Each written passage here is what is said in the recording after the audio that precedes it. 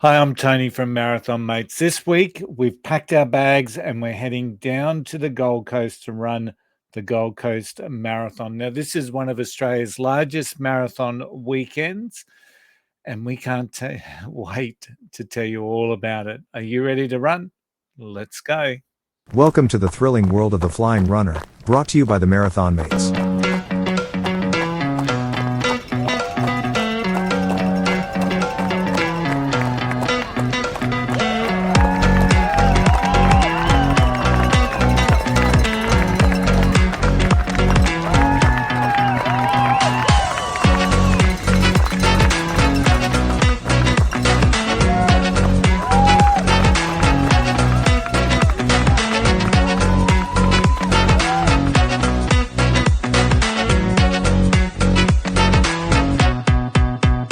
Hey there, everyone, and welcome back to the Flying Runner podcast. This is episode 53. Now, we've done the training, I hope.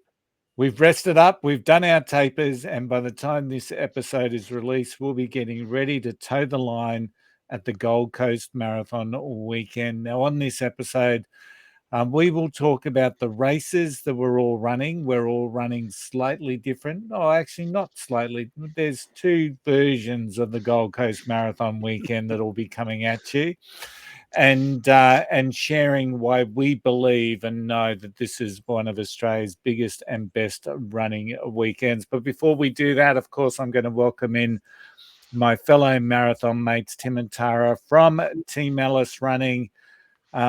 We were just talking a little bit off air that it's a bit weird for me knowing that I'm running a marathon at the end of the week and not having to jump on a plane and travel this week. So let's see. It's just something weird. So how are you guys feeling? Let's start with Tara. How are you feeling knowing that what you've got in store for the weekend ahead? It's really funny because everyone keeps asking me, "How are you going? Are you nervous? Are you worried?" And I'm like, I haven't really thought about it. We've done these multi-day events before, and I don't let it get into my head. It's just one step at a time, and once I start, I don't finish. So,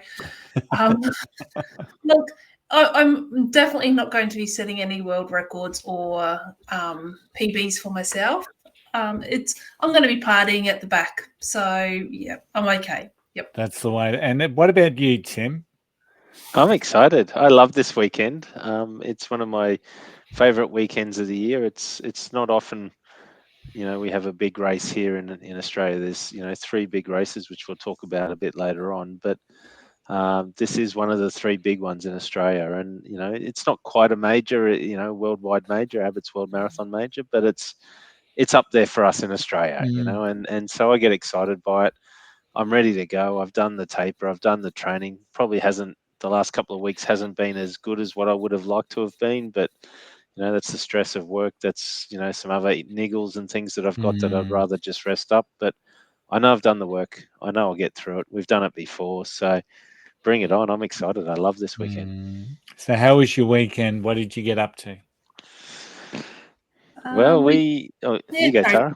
I was just going to say we didn't do our long run Sunday, so it was very weird actually waking up on Sunday and having no run to do. And I was going to go for a walk or something, and I just thought, no, you know what? I'm actually going to see what it's like to lay in bed. That lasted for about half an hour, and then Tim started getting fidgety and annoying me, and I'm just like, right, get up. I can't do this anymore. So, yeah, but we did park run on Saturday. Chermside Park Run, we did that together just as a bit of a cruisy run, and I think we did it in about 29 minutes or so. So it wasn't overly fast or anything like that, just taking our time. Yeah. What about you, Tony? Well, I'm glad you said 29 minutes isn't overly fast because I got my park run PB on Saturday. Yay! 29 minutes and 30 odd seconds, I think. So for me, it's relatively fast, Tara. So that's I felt pretty good about that. And the funny thing was, I showed up at Cleveland. I really enjoy that run, except for the downhill slope on the boardwalk area there, so I just make sure I take that really smoothly. And one of my one of the guys that I saw there was a gentleman called Peter Mitchell, who's a local councillor out this way. And Mitch is a long-term triathlete, Ironman. He's just getting back into training.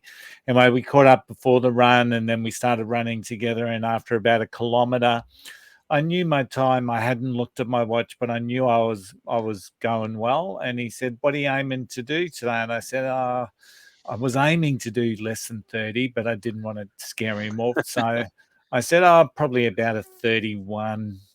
And he said, that's a bit beyond me at the moment. I might drop off. And I said, okay, no worries. Anyway, he didn't drop off. He was always about 10 meters behind me because it's out and back. And as you're traveling past people that are coming back, they're going, counsellor, counsellor, counsellor. How are you, counsellor? So anyway, we caught back up and we crossed the line pretty much close together. And then he said, okay, who do I send the invoice to, Tony? So, and I said, well, I don't know if I paced you. I think you paced me. So, but anyway, yeah, it was a good run. I really enjoyed it.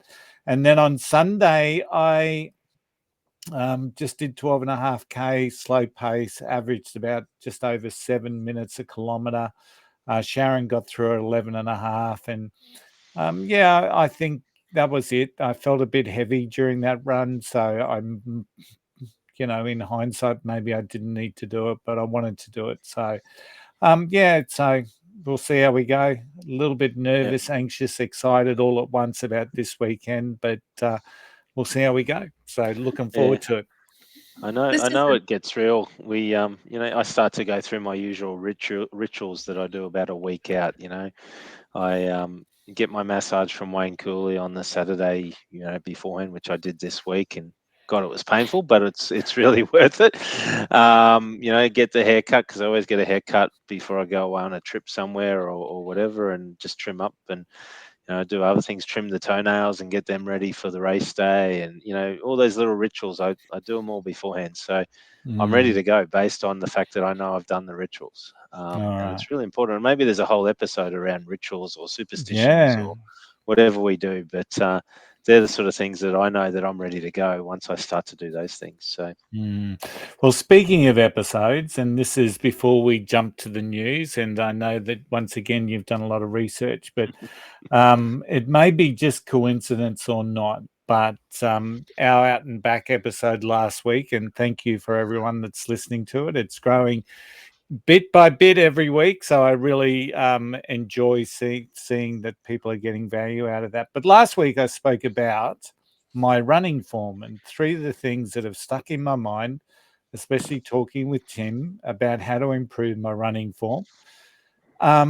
And it's a lot of people have tuned into it, and that's really, really pleasing. But what I found really interesting, and we've seen this in our podcast, is we'll release a topic, and then a week or 2 or a couple of days after, some of the other bigger podcasts will release a very similar topic. Now, I'm not saying that people are chasing us or taking ideas from us, but the episode of one of my favorite podcasts was 3 days later talking about running form and sharing some of the tips that I shared. So it's probably just coincidence, but at least I think it shows that we're definitely on the right track and sharing the right topic. So I agree. So keep tuning in. So as we know, what follows now is let's go to the news.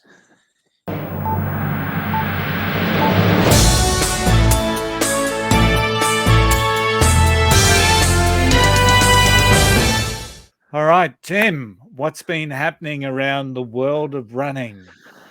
It's been another busy week, as it always is in the world of running, and it's quite easy to find news articles for the last week. And I think the biggest news article that's come out in the last few days is around the qualifying times for the Chicago Marathon for 2025.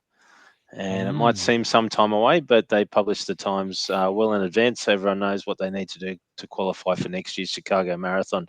So the issue is not that they've published their times. The issue is that the times that they've put up as the qualifying times are fast, super fast. In fact, they're actually 5 minutes quicker than Boston Marathon qualifying times, to be exact. So, which is pretty crazy because everyone tends to think that Boston has the fastest qualifying times. I guess the difference between Chicago and Boston is that there are multiple ways that you can get into Chicago. It's not just about qualifying times. You can actually go into a lottery. You can actually, qualify. You can go in through tour companies a lot easier. Charity entries are a lot more as well. So it is, whilst it is a lot more challenging to get in under a qualifying time, there are a multitude of other ways to get in there. But regardless of all that, it has generated quite a lot of talk on various websites and social media platforms out there. And just to give you guys some indication of the qualifying times now, if you want to qualify for Chicago next year, 45 to 49 years age category. For men, it's 3 hours 15, and for women, it's 3 hours 45. Wow. For 50 to 54-year-olds, it's 3 hours 20 for men and 3 hours 50 for women. 3 hours and 30 minutes is for the 55 to 59 age category for men, and 4 hours even for women. And in the 60 to 64 age category, it's 3 hours 45 for men and 4 hours 15, which is pretty quick times. So for those who are wanting to go off and qualify for Chicago next year, better start training now, I guess, and try and find a way to get a little bit quicker, because it's going to be even harder to get into Chicago via a qualifying time. It looks like I need to be over 80 for my qualifying time. Yeah. 5 hours and 20 minutes if you're over 80, Tara, for women. 4 hours 50 for men. Unbelievable. I could push it in at 65 to 69 if I tried. So 4 hours 30 for 65 to 69-year-old women. Crazy, hey?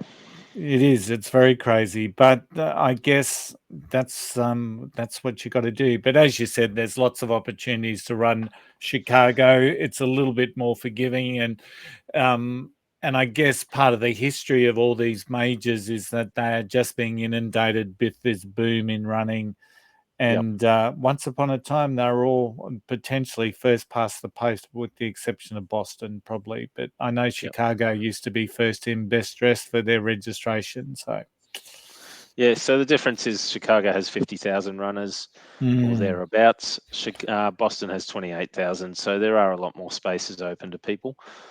But yeah, I think it is just something, it's to do with the boom in running, and it'll be interesting to see how Boston responds for next year on their qualifying times, or the year after when they release their times. So I'm no doubt even be quicker again.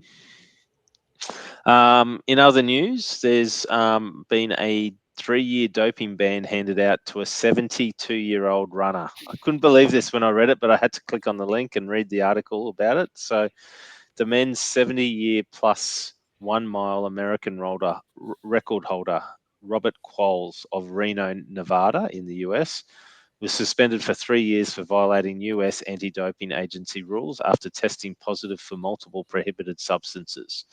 The 72-year-old tested positive for amphetamines and I don't even know what that one is, norandosterone, a metabolite of nandrolone and other steroids as well. So they collected a urine sample at the US Masters 5K Championships on February 24th. He won the men's 70 to 74 division. And those drugs are classified, the amphetamine is classified as a stimulant, while the others are testosterones and classified as anabolic agents. And all three of them are all banned on the World Anti-Doping Agency prohibited list. So he's a world-renowned runner. He's qualified and run at World Masters Athletics Championships. He's admitted wrongdoing and accepted the ban. So you won't see him for 3 more years. By then he'll be 75, and who knows if he'll still be running. But just goes to show, drug taking occurs at all levels and all forms. It's wrong, and we discussed it last week. It's cheating, and he deserves his doping ban. But at the end of the day, We can all be tested anywhere, anytime, and even at Gold Coast, they do drug testing at Gold Coast, and it's a random process. Chances are we probably won't be tested given our results and our positions, but Yeah. anywhere, anytime. 73-year-old. That's just yeah. I'm just wondering if he's taken those drugs for other personal performance reasons. I'd say the amphetamines would be, yes. I'm not sure about the steroids. Maybe they'd try and bulk his stuff up. Testosterone might help, yes. Yeah, that's unbelievable. So Yeah. Now, the other news of the week was the London Marathon had their ballot results during the week. There was something like 850,000 people who went into the ballot. Tony, I know you were one. Most people got their usual rejection email sent to them. I know there's people out there that count the number of rejections and take it as a badge of honor for the most consecutive number of rejections. Tony, how did you go with your ballot entry? Well, we got rejected. So, and at the end of the day, I was thinking to myself, because Sharon's was delayed, so I got mine through, and then Sharon hadn't got hers through. But even before that, I was thinking, geez, I hope we don't get in, because then it would have adjusted what we're wanting to do next year, because we don't. We're only going to do one event next year, and that's internationally. We'll do Amsterdam next year. But yeah, very, very surreal. You still, even though you're thinking, yeah, I'm not going to get in. It was a bit of a test. I needed to know the feeling of being rejected in a ballot. And the feeling's quite weird. You go, oh, okay. So part of you saying, yeah, that's good. And then the other part's going, oh. So, but I can't run. Really weird. So would you do it again? Yeah, I think I'll do it every year. I want to be one of these people that just turn up every year and put it in. And then, in 10 years' time, I can say, hey, I've been rejected 10 years in a row. But I'll run London again, and hopefully I'll remain friends with Travelling Fit and be able to just slot in when I can. So, but yeah, I'll go in the ballot and just see, just to have some experience there. I thought it was a little bit of fun, and I now know the feeling. As what surprised me, but Tim, is as you do, you have to post on social media when you get that rejection slip. Oh yes. And I did, just while Queensland were being flogged in the state of origin, so it was like fitting. And I was so surprised the amount of people that suddenly said, "Yep, me too, me too, me too, me too." Maybe that's one for us to start doing, Tara, from next year. Once we've got our 6 stars, we just keep putting the ballot in. No. It's something like 20,000 entries. Running, remember? You're not giving up running. It's like 20,000 entries are accepted for 850,000 nominees. That's so unbelievable. It's crazy. And I reckon next year they'll get close to probably 1 million people going in the ballot if the numbers keep increasing the way they do. Yeah, and I heard from a little birdie that the running clubs over there get certain amounts of spaces as well, and so a lot of those, like 40 runs community, ballot them off, but even they have now been reduced because I believe that there's more charity spots becoming available. They're increasing the amount of charity spots in London, and some of the clubs have lost spots because of that. So interesting. About half the entries are charity entries, I believe, that they sell them to the charities for the price of the ticket, and then the charities go and earn more than that for them. So anyway, and just following up, last week we talked about the wondrous benefits of blackcurrant extract. For those who didn't listen last week, there's been a scientific study out there that showed that blackcurrant extract, specifically the Curra NZ blackcurrant extract, provided runners with relief from gastrointestinal issues. So I guess the good news this week is that Tara's purchased some of that and is giving it a try. So far, Tara, how are you going with the trial? Yeah, look, it's early days, obviously. I only just got it. I've been on it now or taking it daily for probably maybe 5 or 6 days. I started on Thursday of last week, ran Park Run, and it was my first park run that I can honestly say that I didn't have any stomach concerns for a long time. So is it coincidence or is it for real? This weekend coming up is going to be the big test because obviously I'm running. One thing I did notice, and I don't know if this is part of the extract or not, but I did notice that my heart rate stayed a lot lower as well for this park run. So running it at 29 minutes, I wasn't pushing hard, but it would normally sit at around about 159 to 165 as an average. It sat at 145 as my average. So I don't know if that's related, but I will definitely be. Look, at the moment, no ill effects with my anything else, only positives at the moment. So, look, it's 5 days in. I can give you a better report next time after the Gold Coast Marathon.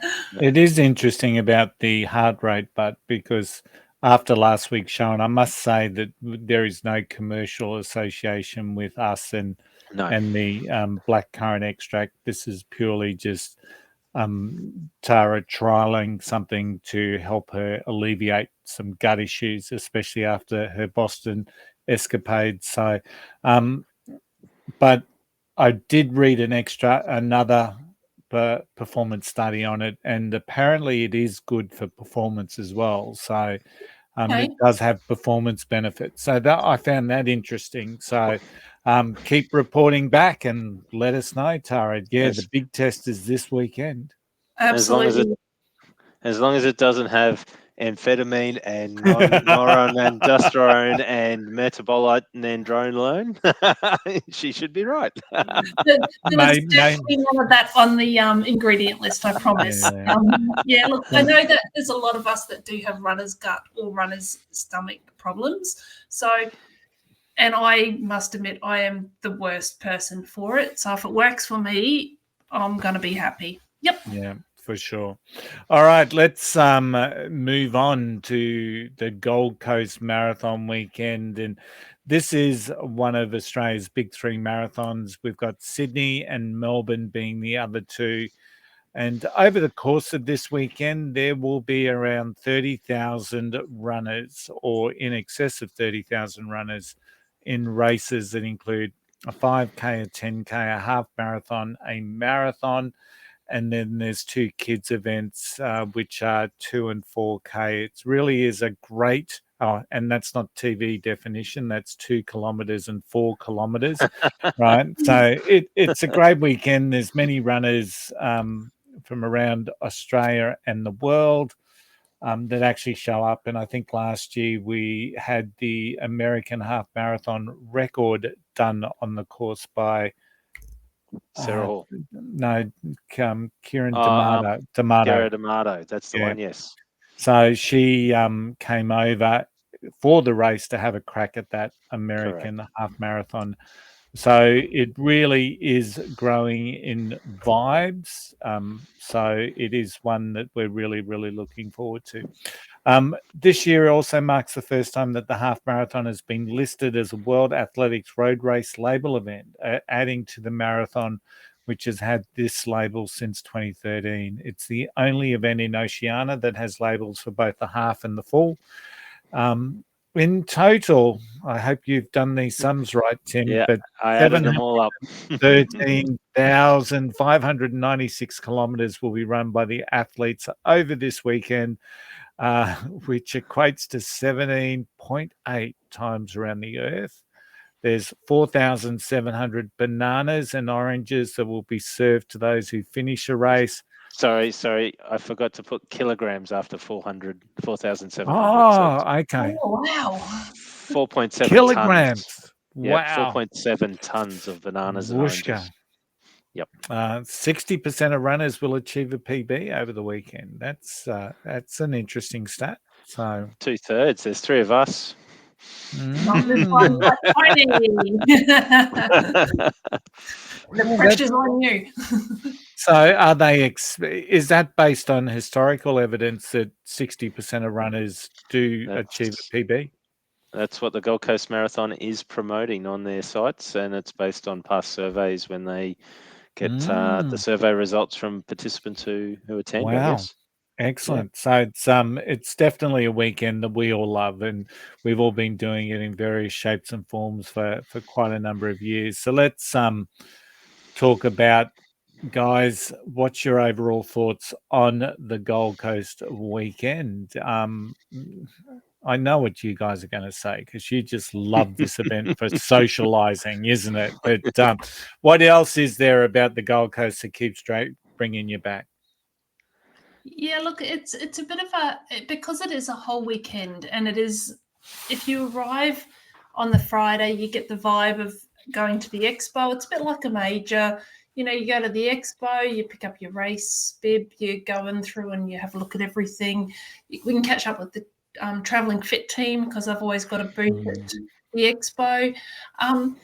It's got a really good vibe. It's a bit like Boston, how the whole weekend becomes about the marathon. So the Gold Coast for that whole entire weekend is all marathon related. Saturday, it's just a buzz with the races, and so is Sunday.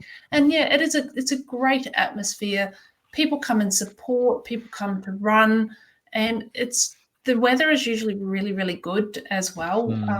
It's 22 to 23 degrees usually. Starting temps are usually around about the 12-degree temperature. I don't know, there's just a great weekend. And we take our kids down, which aren't really kids anymore, but since they were little, they've always come down with us. We stay in the same unit. They know this is our family holiday, unfortunately. So, unfortunately for the kids, good for us. But they love it. It's right in the middle of the mid-year school holidays, so really good for people around Australia. They generally will come and make a week of it here on the Gold Coast. And you're right, Tara, it's got a vibe everywhere you go on the Friday, even the Thursday night, the Friday. There's pop-up runs everywhere around Surfers Paradise and around the Broadwater areas on the Friday during the day. Like last year, we went running down around Surfers Paradise, and all of a sudden we're bumping into Jen Kellett randomly, and Eloise Wellings, and a pop-up run there for Revy strips. And then we go down the road a little bit further, and there's Vula, one of our friends that we've met on one of the other traveling fit tours, just there as well. So it's great. Yeah, it's a really good opportunity to catch up with people from around Australia, and it is the major that we have that's not a major, if you know what I mean. It's like for an Australian event, it's one of the three majors we have in Australia.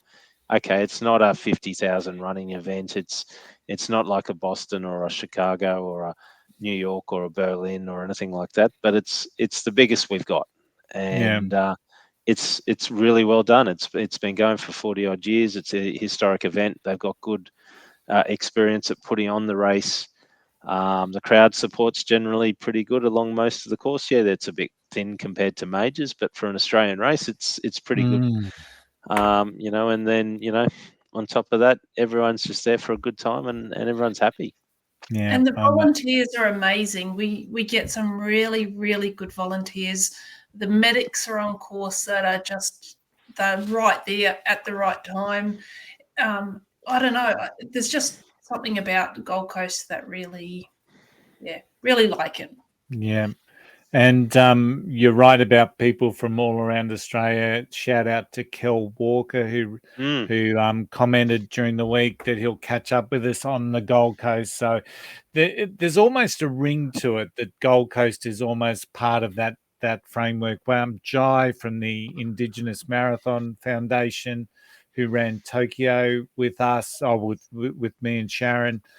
She's doing Gold Coast, so it's going to be a huge opportunity to catch up with lots and lots of people. So I'm running the marathon on Sunday, so many people would think that I'm pretty crazy to do that. We were talking at work. There's three of us in the leadership team: myself, the ops manager, and who are both doing the marathons, and then one of our inventory managers is doing the half. So a little bit of talk about the Gold Coast and how crazy we all were. Just remind me again, what races are you guys doing? Well, we're going to do. Easy this weekend. Yeah. So we're going to do the half marathon with our son Patrick. So we'll just run that one nice and cruisy, just like we did last year. Have some fun as a family. Our daughter is not a runner, so she will be out the front of our unit supporting us. And then Patrick will go back to the unit, and Tim and I have decided we'll stick around at the race precinct and join in with the 5K run, because we need a shakeout after our half marathon. And then we'll do the big dance on Sunday with you. Yeah, and that's the other thing I like about Gold Coast is that it's run over 2 days. So you have races on both the Saturday morning and the Sunday. So Saturday is generally the half marathon kick starts the event, the weekend. And then there's the kids races that come in there, the 2 and the 4K that happen just after the half marathon finishes.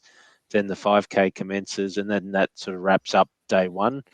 And then day 2, it's the marathon, and then probably half an hour or so after the marathon starts, the 10K race starts and is finished before the marathoners come back. So it's a really good event because people tend to stick around for both the days, and therefore the crowds are quite big, particularly in the finishing shoot. So yeah, and it attracts a lot of running clubs to it as well, and they're all there cheering on and supporting all their runners as well. So yeah, we're excited. We've done the double now. This will be our 3rd year of doing the double, but the first time we're doing the triple, which is the 3 events.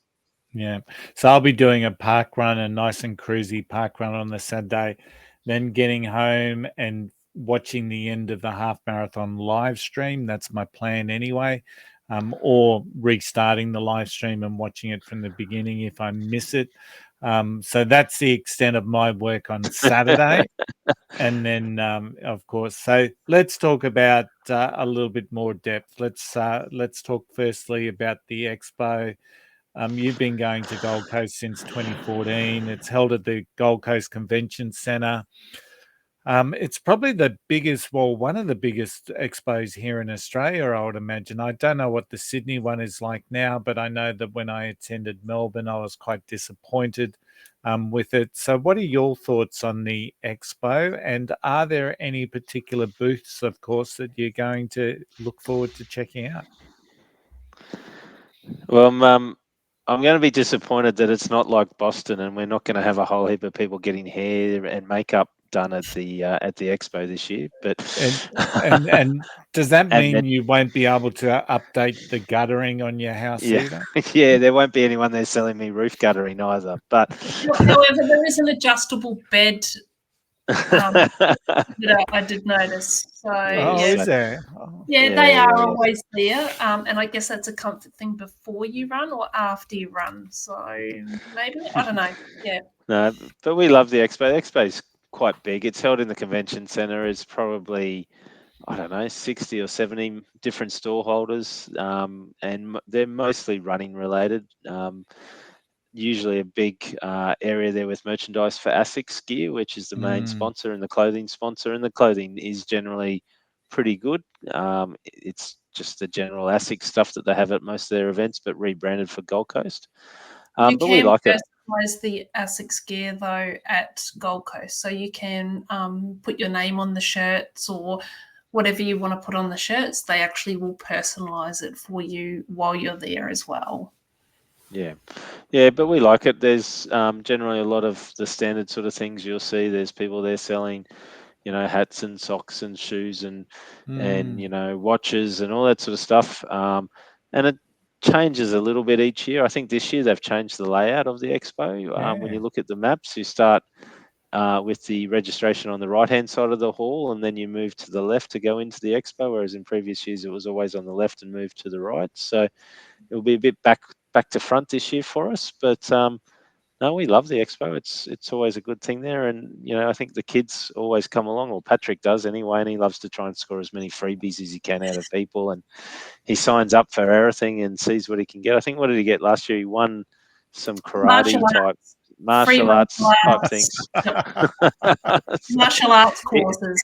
Yeah, he went off and got martial arts. Yeah, he went off and got his 10-pack of training sessions for free or something. And oh wow! no, it's a great expo. What do you think? Tony? You've Yeah, been I'm to it a just few looking at the times. floor plan now. I've always enjoyed the Gold Coast Expo.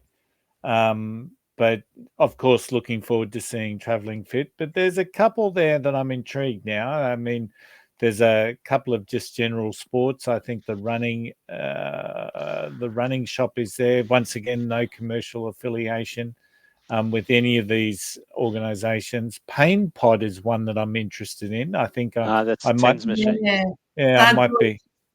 We've got They're a good. pain pod. They're very Yeah, good. Yep. yeah. I've actually got one on the table right behind me. And then there was another one I just saw about Recover.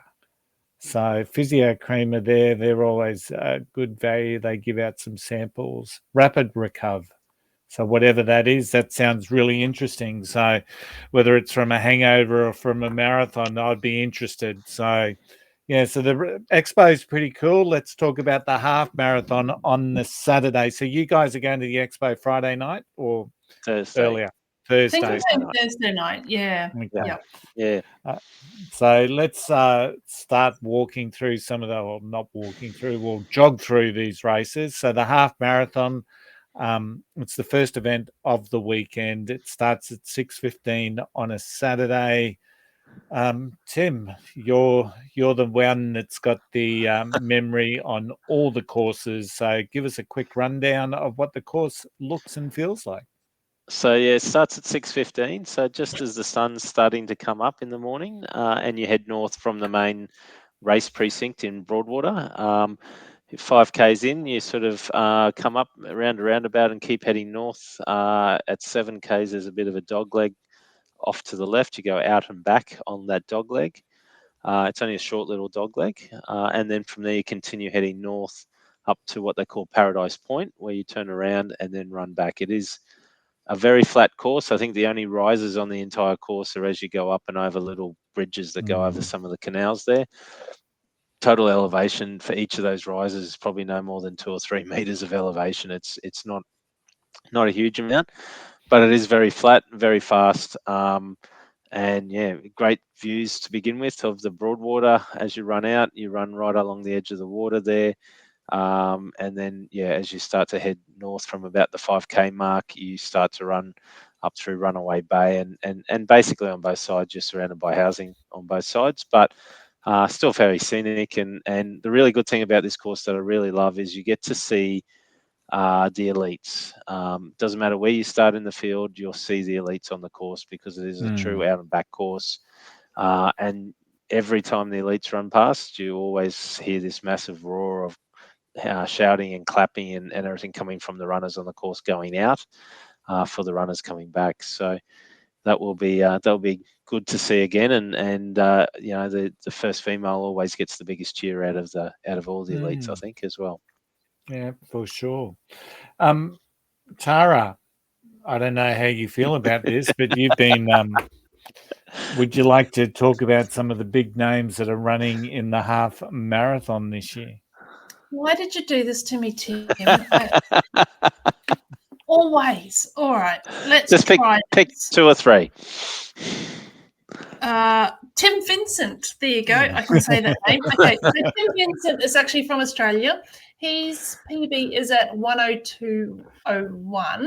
Now, he's not as good as Sansuke Shikiyama from Japan, who is at 1 hour and 41. However, he is our top male for Australians. We've got a few names there, but one that I'm really looking forward to seeing actually is Cameron Avery. Now he's got 1:02:50 for his time. Yeah. So he's got 49 seconds to catch up with our guy Tim Vincent from Australia. Fingers crossed he can do it. So yeah. I think that PB was set last year, and it's really interesting the amount of Japanese elites that come on over.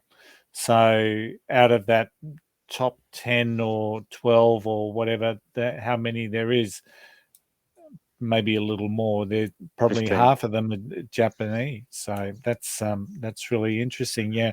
And I'm looking forward to seeing Cameron Avery run again this year too. Let's hope another podium spot. Let's look at the women. Okay, Tara. so For the women, we've got Sarah Hall. She's from the US. Her PB is at 107.15. She's a bit of a gun, Sarah. She's she is somebody to be watching out for, that's for sure. For us, we've got Leanne Pompanay. She's at 109.07. Ali Pashley is another one that we'll want to be watching out for. And, of course, Eloise Wellings. They're all sitting around the 109 as well. We do have a couple of Canadians in there, but we've also got Jess Stenson sitting at 1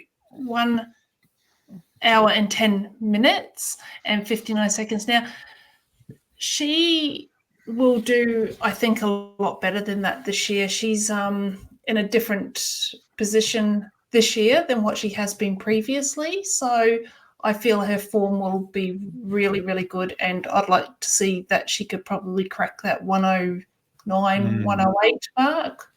Yeah. What are we, 5 or 6 weeks from the Olympic marathon, I think, maybe 7 weeks?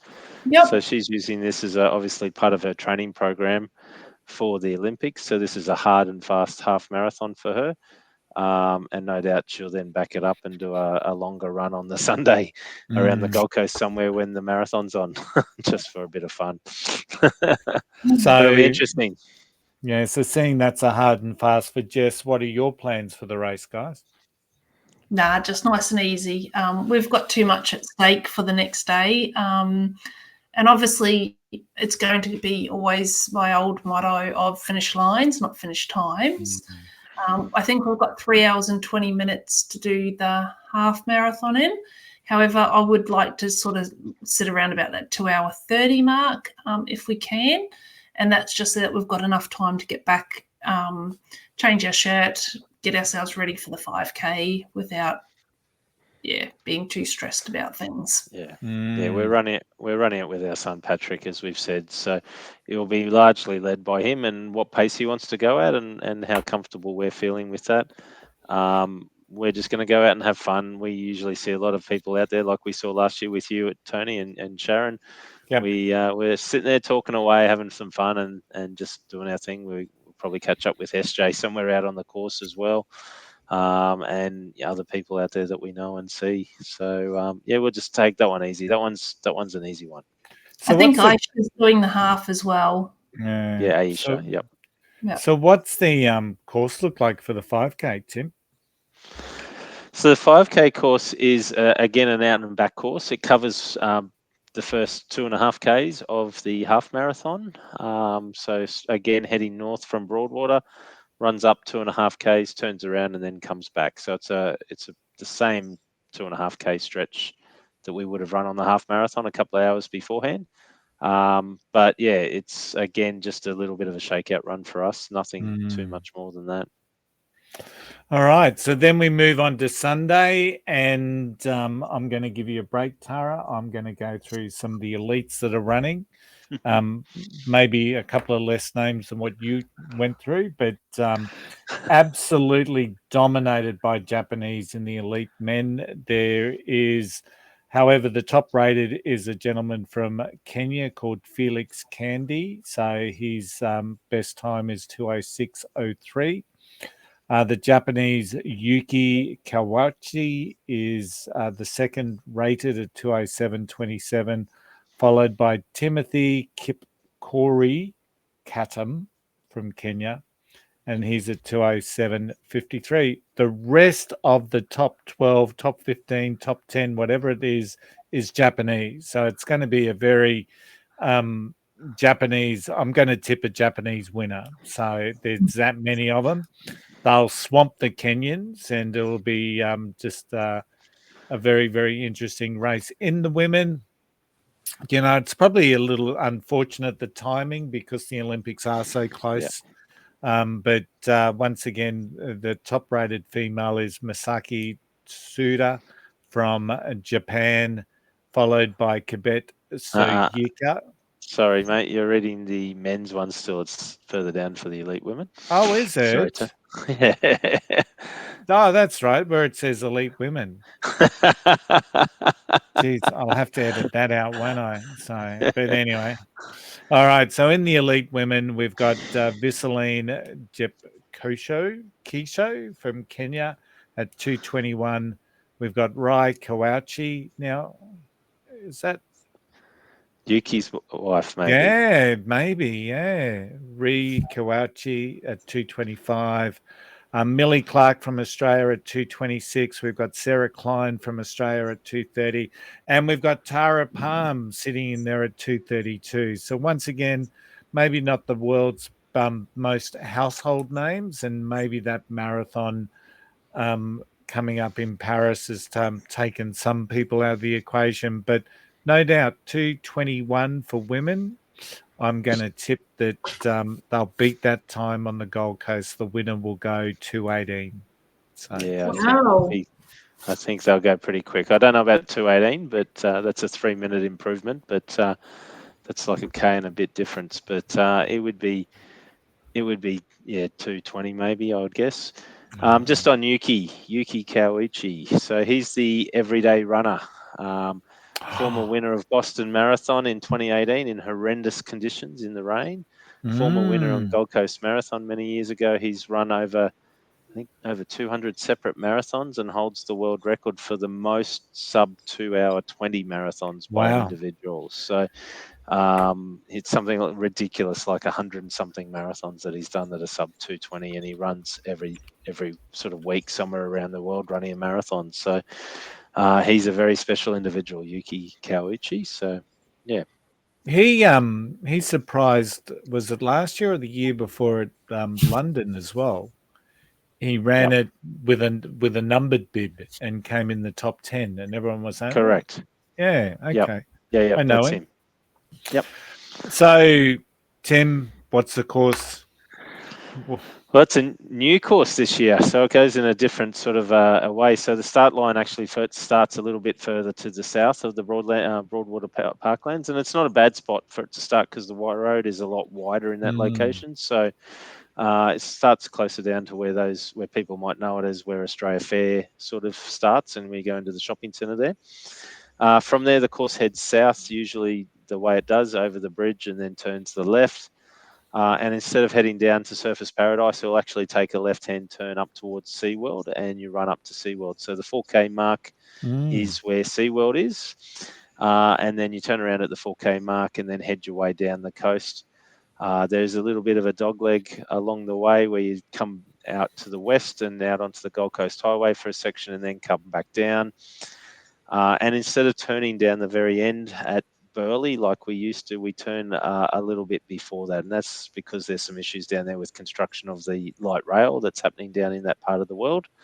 So we actually turn at the 18K mark on the southern end. It used to be the 16K mark, but with the adjustment with SeaWorld and all that sort of stuff, the bottom of the course is now 18Ks. And from there, you just keep running north back towards the Broadwater. You hit 30Ks as you go over the bridge just near the start line there. And then you head north, 6 and a bit Ks from there, turn around at 36.5 Ks up the top, which is around about the 5K mark, 5.5K mark on the half marathon course, turn around. So it's a great little course. Again, it's flat. There's not much in the way of hills on that course. There is a tricky little section around 28 Ks that I always struggle with. It's a chicane there that's there for the Gold Coast racing car race that they have there. It's a chicane and it's got quite a camphor on the road. So the question is, do you stay low and run the camphor, or do you come up on the top level? I used to run low thinking it was the shorter journey, and it would actually part that little chicane part. And Tim, I think what he was going to say was going to be that it is actually easier to run up the top because it doesn't put as much pressure onto your ITBs and your legs if you run up the top, and the distance difference is very minimal. So it's you don't get the hill and you can keep going. So stay to the right at around about 28 Ks. I don't know what happened there. I cut out. All right, so let's talk a little bit about our plans on the day for Sunday. So Tara, let's kick off with you. Do you have a plan A, B, or C? I know you're going to say finish lines, not finish times, but what does it look like for you? Yeah, look, in all honesty, I don't really have a plan. I know that my training has not been anywhere near what it should be. Boston threw me mentally, and then I had some of you may know that I tripped and fell probably about 5 or 6 weeks ago and smashed my face up and did a good job there. So the confidence for running fast has sort of definitely been shaken out of me. Not that I've ever been a fast runner, but yeah, finish lines, not finish times. I just want to finish. And if the marathon works out to be the same as Boston for me, unfortunately, I will be pulling out. I won't be even trying to attempt to finish that. It'll just be a case of too bad, so sad. However, I'm hoping that this current NZ stuff that I've been on is going to solve my problems. So fingers crossed. And what about you, Tim? So I've gone the last couple of years around that 4:17, 4:20 mark for the marathon. My plan A is to go quicker than that. If I can get around 4 hours, I would be happy with that. Sub 4 hours would be ideal, but the training I've been doing is sort of showing around about that 4:05, 4:06 mark. So that's plan A. Plan B would be around the 4:30 mark, and then plan C is everything's blowing up. So I'm just going to enjoy it and get home and get my medal. So yeah. What about What you, about you, Tony? Tony? Well, I think, well, I know that I'm going to beat 5:30. So if I finish, I'll beat 5:30, which I'll be stoked with. So that's my conservative goal for the race. I'm going to aim for an average time, a pace per kilometre, average over the 42 of 7:27, which should bring me in at around that 5:15. I've got a pace in mind for 25K. So at the 25K, I want to be 2 hours 50 into the race.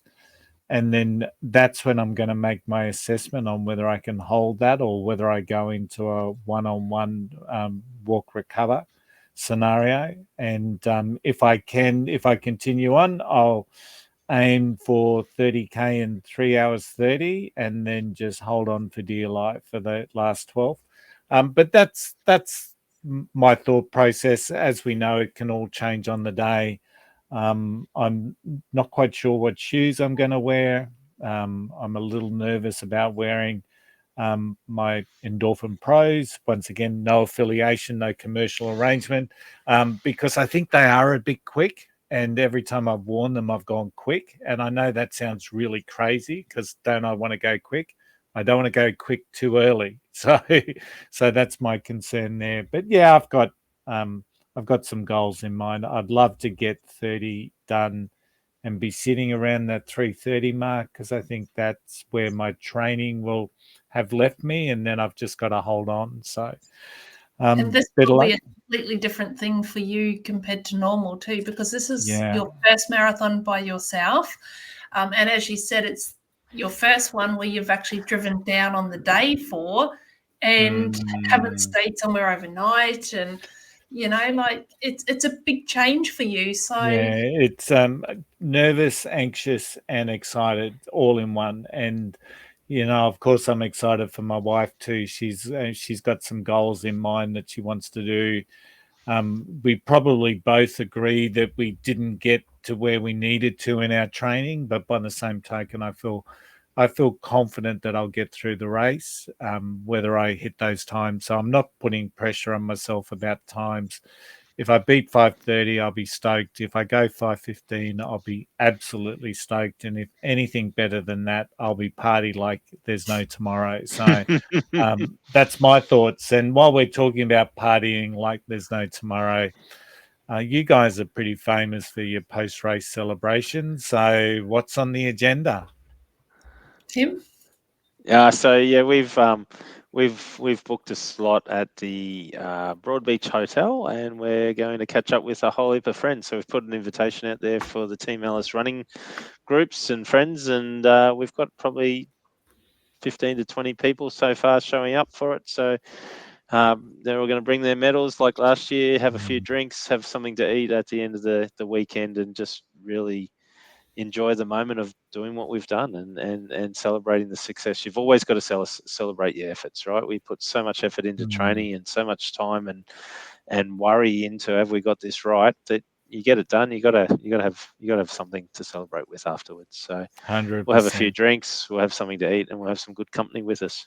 Yeah, no doubt it will be a rip snorter.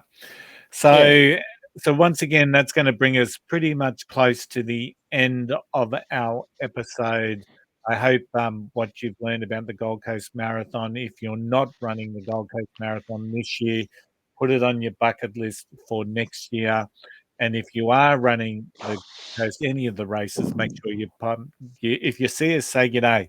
It's always nice to meet people who are enjoying the podcast. But as always, we can't get away from this. So even though Tim this week on the world's worst dad joke Friday on our Friday Funny on Instagram and Facebook, put out a suggestion that maybe we need to return to Tim's joke, Tim's Funny. The suggestion was overwhelmingly rejected by, thank God we live in a majority rules case, Tara, because otherwise we'd be back to Tim's Funny, which is, but what people do look forward to, Tim, not Tim's Funny, they do look forward to Tim's tip. So what's your tip for the week? Thanks, Tony. My tip this week is that these big events are awesome to participate in. Do yourself a favor. If you haven't done one of these big events, it doesn't matter whether it's in Australia or somewhere else in the world. If there's a big event near you, sign up for it and go and have a go at it. It can be a destination as well. Go off and make a weekend of it. But the bigger the events, the bigger the fun they are, the more enjoyable they are, the bigger the adrenaline that kicks off at the beginning of the race. And whilst it may be daunting to sign up, it's definitely worth it. So if you are considering to do something like this, just do it. Have a look at it. Once you've signed up, you can then start to do the training, and before you know it, you'll be there standing on the start line ready to go. But we've talked about it before. There's nothing like the big majors around the world or these big events, Gold Coast being one of the biggest ones here in Australia. So go have a go. You never know. You might actually get hooked on running big events and want to travel the world.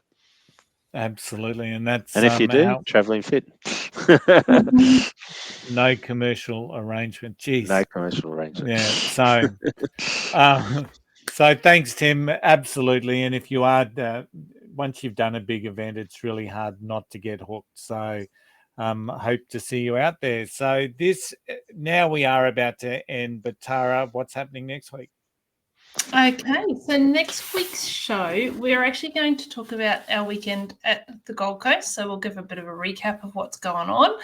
And we're going to be celebrating our official 1-year anniversary of the podcast. So that's pretty exciting. Even though we're up to episode 53, next week's one will actually be our official 1-year anniversary. So we're going to talk about how we went to the Gold Coast, obviously, people we met and the results and how we went, and to see if we actually got the goals that we were looking for. And we might even have a few surprises thrown in for our 1-year birthday. So, yeah, it's going to be another massive show. Or we may not. Oh, yeah, we may not. I don't know. I'm just following what Tim's written. Tim is hopeless at building suspense, isn't he? Tim's the realist amongst us. So, thanks, I'm just Tara. thinking we would have done the Gold Coast weekend, and then we record as soon as we all get back on the Tuesday next week, and it's going to be tiring, and who knows? We'll have something special lined up. We'll work it out. So that wraps us up for tonight. So before we finish, I just really want to wish everyone who's running this weekend all the best, and hopefully whatever your goals are, whatever your plans are, whatever race you're running in, but just make sure you have fun, you enjoy it, and I hope you kick your goals. And if you do happen to see us out there, whether it's on the course or somewhere else, just say good day. We're looking forward to meeting as many people, obviously, that we can that are listening to the podcast, and always welcome for some feedback, whether it's harsh or that you love the show. Just would love to catch up with you, and you can share that with us. So, as always, video of this episode is available on Spotify and YouTube, audios on Apple, Amazon, and most other popular podcast platforms. Please like the episode if you did like this particular episode today or tonight, and tell us why you'd love to come to the Gold Coast to run next year, and especially some of our international people that are listening to us in Sweden, Great Britain, Canada, Japan. Argentina, yeah, we're number 38 in Argentina at this moment in time. So please share with us why you'd love to come to the Gold Coast and run the marathon next year. Remember, every step forward is a victory. Lace up, hit the road, and we will catch you on the next episode of the Flying Runner podcast. Until then, happy running.